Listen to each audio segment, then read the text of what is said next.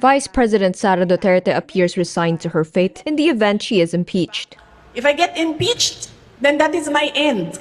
Gumastos at magwaldas ng pera ng gobyerno para i-impeach ang Vice President. Pagtakpan ang kakulangan at pagsisinungaling ng administrasyon para lang hindi mapansin ng mga tao na maraming mga pangako ang napako ay babanatan at babanatan nila ako.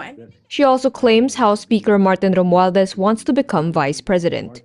The Philippine Constitution says the president has the power to nominate a legislator from the Senate or the House of Representatives to fill the vacancy left in the office of the vice president. I really believe that we have reached the point of no return. They are really going after me. At gusto talaga